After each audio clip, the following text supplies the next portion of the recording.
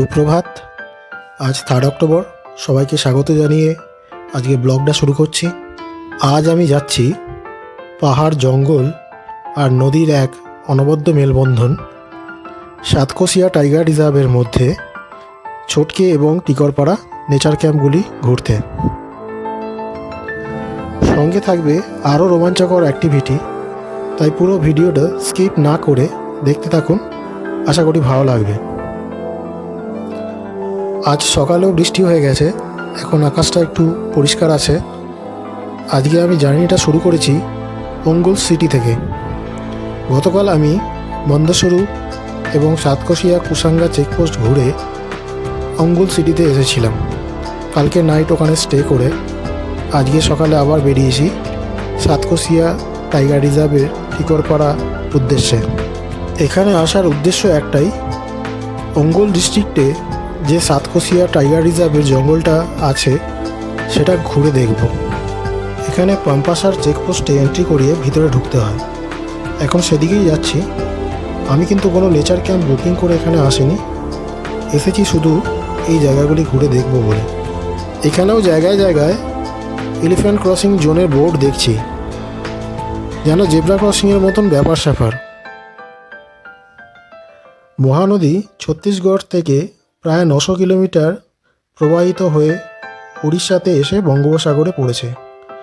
এই চলার পথে 22 কিলোমিটার পথ বা 7 ক্রোশ পূর্বঘাট পর্বতের বুক চিরে তার গিরিখাত দিয়ে বয়ে গেছে। এই 7 কোষ মহানদীর প্রবাহ পথের দুধারে রয়েছে পূর্বঘাট পর্বতের তরঙ্গায়িত শ্রেণীগুলি, আর আছে গভীর জঙ্গল। 7 ক্রোশ থেকেই এই জঙ্গলের নাম হয়েছে সাতকোশিয়ার জঙ্গল। উড়িষ্যার আঙ্গুল, কটক, নয়াগড় এবং বৌদ্ধ এই 4 জেলায় ছড়িয়ে আছে সাতকোশিয়ার জঙ্গল। 1976 সালে প্রথম Satkosia gorge wild life sanctuary গঠন করা হয়। পরবর্তীকালে কানহা টাইগার রিজার্ভ থেকে একটি বাঘকে ট্রায়াল বেসিসে এখানে স্থানান্তরিত করা হয়, কিন্তু কিছুদিন পর তাকে মৃত পাওয়া যায়। তারপর আর কিছু এগোয়নি। তবে বাঘ না থাকলেও হাতি, লেপার্ড, সম্বর, স্পটেড ডিয়ার, চৌসিঙ্গা, বার্কিং ডিয়ার, বন্য কুকুর, হায়না, পাইথন, ভাল্লুক, ঘড়িয়াল, কুমির এগুলি দেখতে পাওয়া যায় এই অভয়ারণ্যে।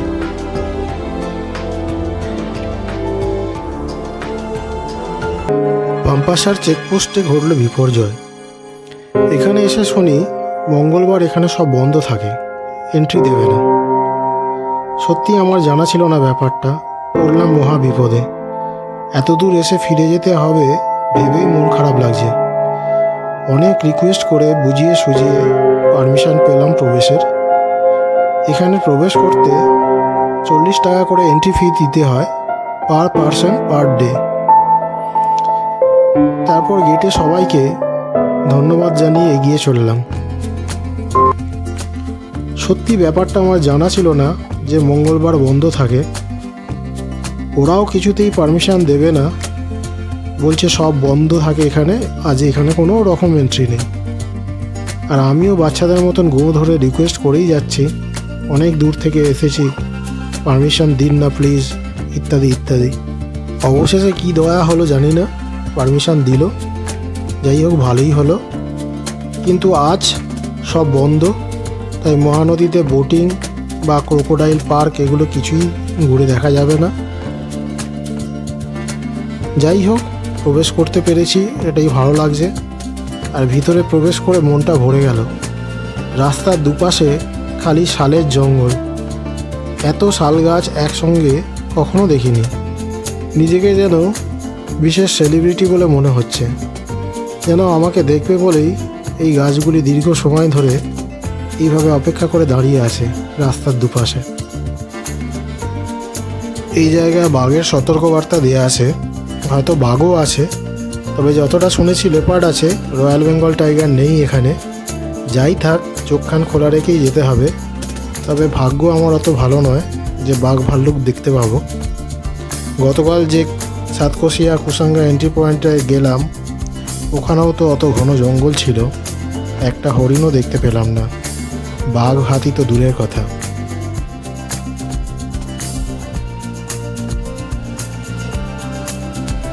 এখানে প্রতি 500 মিটারে বোর্ড লাগানো এলিফ্যান্ট মুভমেন্ট করিডোর। যে কোনো মুহূর্তেই হাতি চলে আসতে পারে, খুবই কশাসলি বাইক চালাতে হবে। তবে রাস্তাতে তো ওরা থাকে না, সাধারণত যখন এই জঙ্গল থেকে ওই জঙ্গলে যায় তখনই রাস্তা পারাপার করে।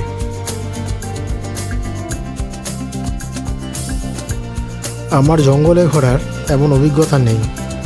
যাই হোক, যদি এই নির্জন জঙ্গলে চলার পথে বাঘ বা হাতি সামনে এসে পড়ে আর আমার জায়গায় যদি আপনি থাকতেন, কি করতেন কমেন্টস করে অবশ্যই জানাবেন।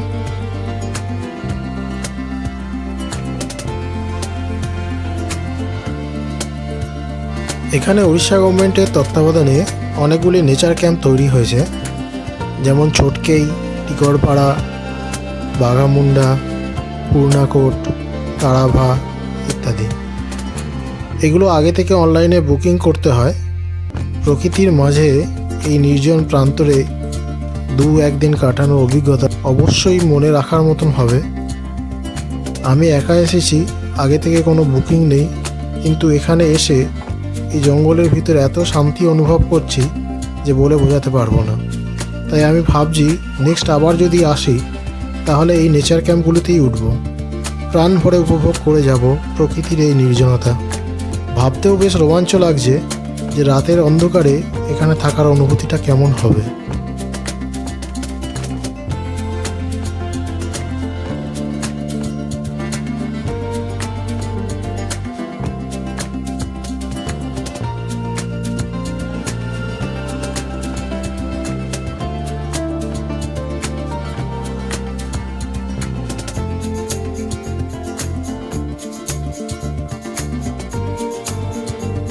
কত রকমের গাছগাছালি, শাল, সেগুন, শিশু, আকাশমণি, পিয়াল, আরও কত নাম না জানা গাছের সারি, সঙ্গে ছোট ছোট ঝোপঝাড়।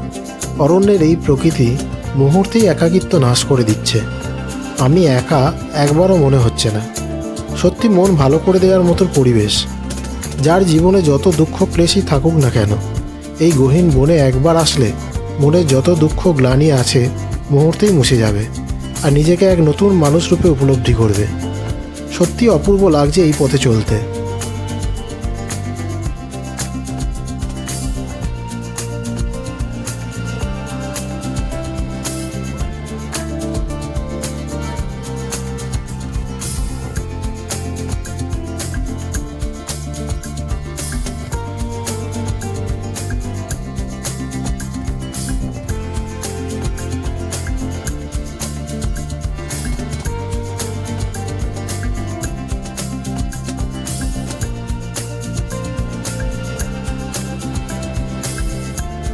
এখানে একটি পাহাড়ি ধারা বয়ে চলেছে, লাল জলটা পুরো। পাহাড়ে বৃষ্টি হয়েছে, লাল মাটি জলে ধুয়ে নামছে, তাই মনে হয় কালারটা এমন।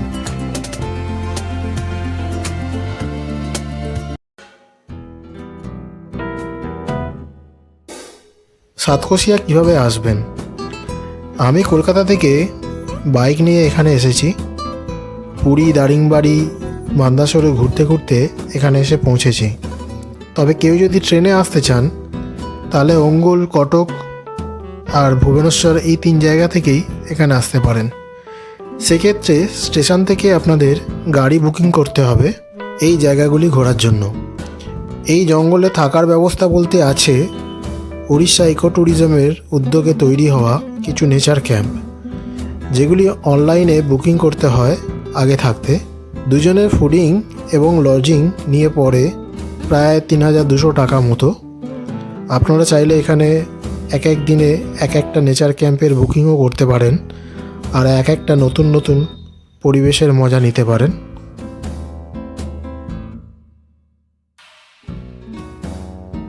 যারা বর্তমান সভ্যতার নাগালের বাইরে কিছুটা সময় সেই আদিম প্রকৃতিকে কিছুটা হলেও উপভোগ করতে চান, যেখানে থাকবে না মানুষের কোলাহল বা থাকবে না টেলিফোন নেটওয়ার্ক, থাকবে শুধু পাখিদের সুমধুর সমাবেশ, আর থাকবে ঝিঝি পোকার বিরামহীন ডাক, আর থাকতে পারে কিছু বন্য পশুর ডেকে ওঠার শব্দ।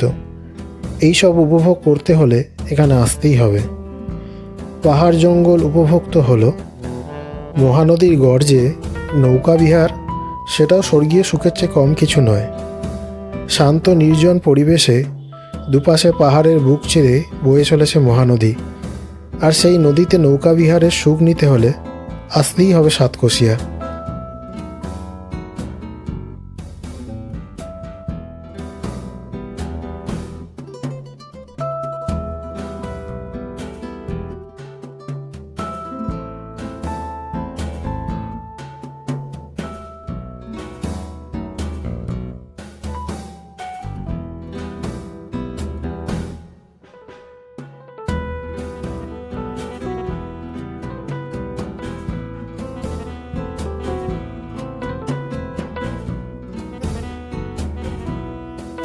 আজ আমি এই সাতকোশিয়ার জঙ্গলে ঢুকেছি নেচার ক্যাম্পগুলি ঘুরে দেখব, মহানদীর গর্জে বোটিং করব আর ক্রোকোডাইল পার্কটা ঘুরে দেখব বলে। কিন্তু তার মধ্যে শুধু জঙ্গল সাফারিটাই হবে, বাকিগুলো আজ বন্ধ।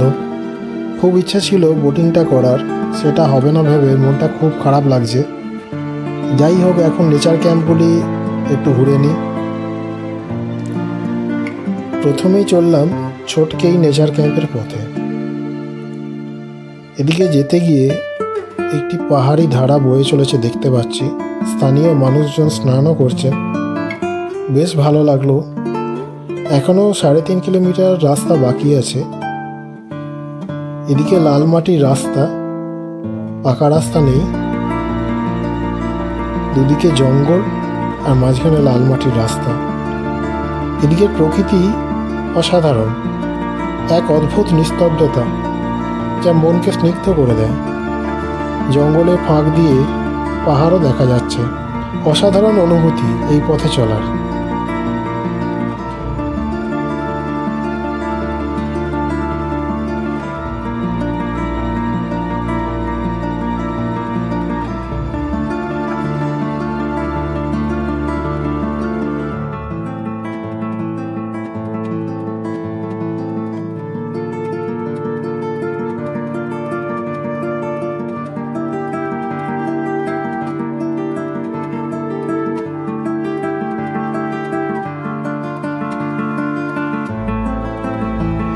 অবশেষে এসে পৌঁছালাম ছোটকেই নেচার ক্যাম্পে। চারিদিকে পাহাড় জঙ্গল পরিবেষ্টিত এই নেচার ক্যাম্পটি সত্যি প্রকৃতি এখানে ঢেলে সাজিয়েছে।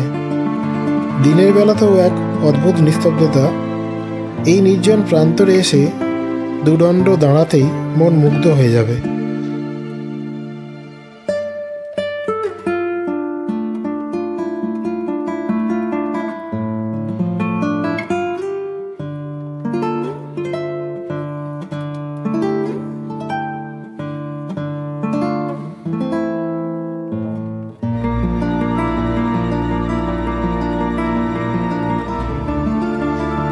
গেট খুলে ভিতরে এগোতেই দেখতে পেলাম বেশ কয়েকটি টেন্ট ও কটেজ।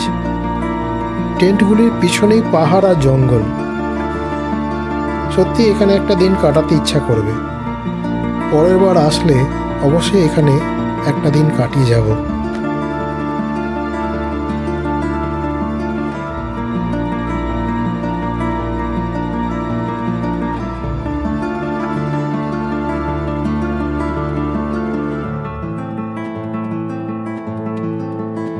ছোটকে নেচার ক্যাম্পের একদম পাশেই রয়েছে সাতকোশিয়া টাইগার রিজার্ভের ছোটকেই চেকপোস্ট। এটাও একটি কোর এরিয়ার এন্ট্রি পয়েন্ট। এখানেও সাধারণের প্রবেশ নেই। সামনে থেকে ঘুরে ফিরে গেলাম।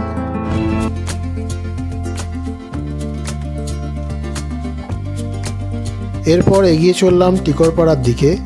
পথ এত সুন্দর, পথের দৃশ্যগুলো এত সুন্দর যে চোখ জুড়িয়ে যাচ্ছে। এসব জায়গায় ঘুরে এত মানসিক শান্তি পাচ্ছি যে বলে বোঝাতে পারবো না। এই কদিন ধরে লাগাতার বাইক চালাচ্ছি।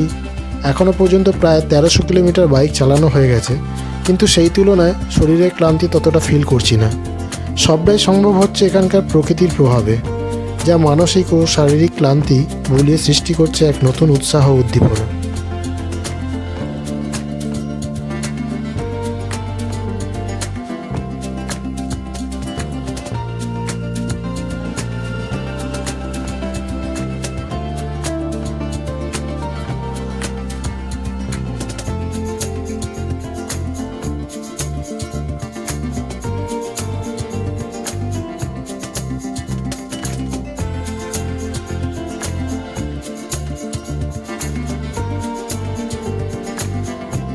সাতকোশিয়া জঙ্গলের মধ্যে বেশ অনেকগুলি গ্রাম আছে দেখছি। ছোট বড় অনেক স্কুলও দেখলাম। স্কুলের বাচ্চারা কেউ পায়ে হেঁটে, কেউ সাইকেলে চেপে স্কুলে যাচ্ছে। মানুষজন তাদের গবাদি পশু নিয়ে জঙ্গলের মধ্যে চড়াচ্ছে। এছাড়াও রয়েছে তাদের কৃষি জমি। এখন প্রশ্ন হচ্ছে, এই সব কিছু বজায় রেখে টাইগার রিজার্ভ কীভাবে সম্ভব হবে? আর টিকরপাড়া এসেই গেছি। ওই যে দূরে পাহাড়গুলো দেখা যাচ্ছে, ওইখানটাই আছে টিকরপাড়া নেচার ক্যাম্প।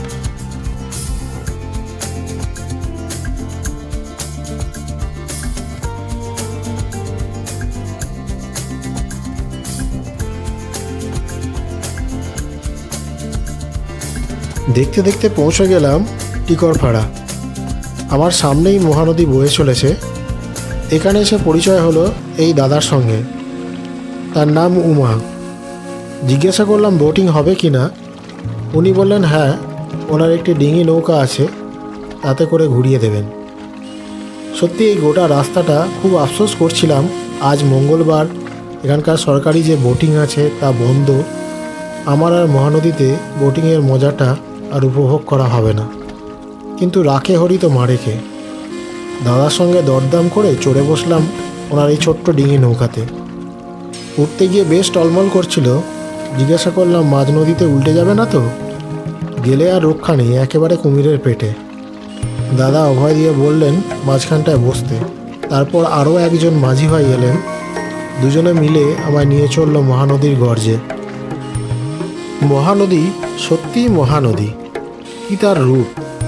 দুপাশে সবুজ সবুজ পাহাড়, আর তার বুক চিরে বয়ে চলেছে নদী। এক দৃষ্টিনন্দন পরিমণ্ডলের মধ্যে দিয়ে ভেসে চলেছে আমাদের ডিঙি নৌকাটি। নদীর জল এখন ঘোলা লালচে বর্ণের। বৃষ্টির কারণে পাহাড় থেকে লাল মাটি ধুয়ে জলে মিশেছে, তাই জলের রং এখন লাল। প্রবাহমান জলে ভেসে উঠেছে পাহাড়গুলির প্রতিচ্ছবি। তৈরি হয়েছে এক স্বর্গীয় পরিমণ্ডলের। অপূর্ব লাগছে এই জলে ভেসে চলতে।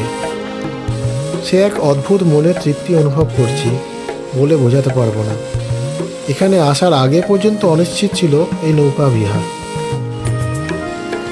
এখন মহানদীতে জলস্তর বেশ ভালোই রয়েছে। নভেম্বর ডিসেম্বরের পর জল অনেকটাই শুকিয়ে যায়। তখন দেখা যায় বালির চর, আর সেই বালির চরে সারি বেঁধে শুয়ে থাকে কুমির ঘড়িয়ালের দল। আর দেখা যায় কচ্ছপ আর কিছু পরিযায়ী পাখিদের সদল বলে কনসার্ট। মাঝি ভাইদের আমি জিজ্ঞাসা করলাম, শীতকালে শুনেছি বালির চরে কুমির দেখা যায়, তো এখন কুমিরগুলো কোথায় থাকে? ওরা বলল নদীতে এখন স্রোত থাকায় ওরা একটি ক্যানেলে ঢুকে পড়ে, আর তার পাড়ে শুয়ে শুয়ে রোদ পোয়ায়। ওরা জিজ্ঞেস করলো আপনি যাবেন কুমির দেখতে? শুনে আমি তো এক পায়ে রাজি। ওরা ডিঙি নিয়ে এগিয়ে চলল ক্যানেলের ভিতরে। আমরা সন্তর্পণে পাড়গুলি লক্ষ্য করতে করতে এগিয়ে চলেছি ক্যানেল ধরে। কিছুটা গিয়ে চোখে পড়ল এক বিশাল আকারের বাজ পাখি, যার পায়ে বন্দি হয়ে ছটফট করছে আরও একটি পাখি। পা দিতেই বাজ পাখিটি শিকার নিয়ে উড়ে গেল অন্যত্র। আরও এগিয়ে চলেছি। কিছুটা যেতেই মাঝি ভাই বলল, ওই দেখুন বাবু, জলে একটা কুমির। বেশ দূর হতে দেখলাম নাগের কাছটা ভাসিয়ে রয়েছে একটি কুমির। আমি জিজ্ঞেস করলাম নৌকায় অ্যাটাক করবে না তো? ওরা বলল না। আরও কিছুটা কাছে যেতেই ডুব দিয়ে অদৃশ্য হয়ে গেল কুমিরবাবু। এত তাড়াতাড়ি সব কিছু হলো যে ফটো তোলার সুযোগটাও হলো না। আমাদের ডিঙি আরও এগিয়ে চলল, কিন্তু না, আর দেখা পেলাম না কোনো কুমিরের। না জলে না ডাঙায় কুমির। তারা যে আসে কোথায় কে জানে। ক্যানেলের দুধারে বেশ গভীর জঙ্গল ঝুলে আছে জলের উপর। অনেকটা সুন্দরবনের মতো লাগছে। বেশ রোমাঞ্চকর অভিজ্ঞতার মধ্যে দিয়ে নৌকায় ভেসে চলেছি। একটু ভয়ও করছে, এদিকে জঙ্গলটা বেশ গভীর হয়ে উঠেছে, আবার জলে কুমিরও আছে। আর সাহস হলো না এগোবার। বললাম ফিরে চলো মহানদীতে, একটু ঘুরে উঠে পড়ব। তাছাড়া একটু তাড়াও আছে। আজই সাতকোশিয়া ঘুরে হোটেলে গিয়ে রেডি হয়ে দুপুর বেরিয়ে পড়ব ঢেঙ্কানাল ডিস্ট্রিক্টে কপিলাস মন্দিরের উদ্দেশ্যে। কপিলাস হলো উড়িষ্যার কৈলাস। এখানে পাহাড়ের মাথায় আছে দেবাদিদেব মহাদেবের একটি মন্দির। আগামীকাল ওখানে পুজো দিয়ে চলে যাব বাড়ি।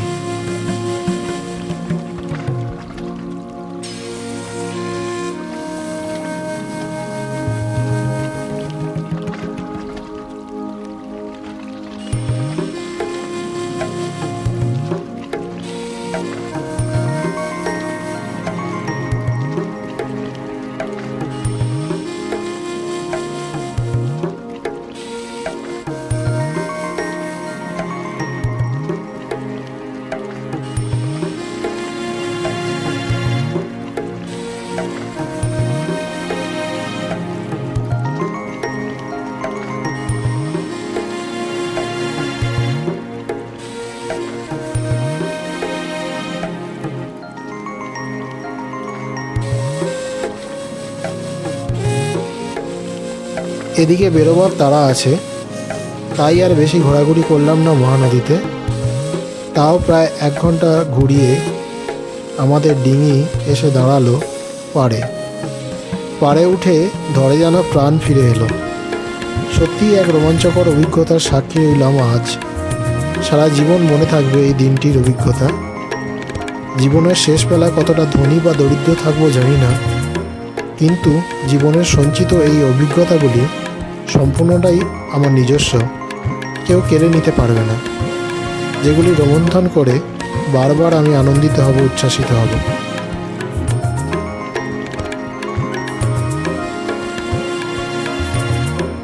এখানে টিকরপাড়া নেচার ক্যাম্পগুলি রয়েছে।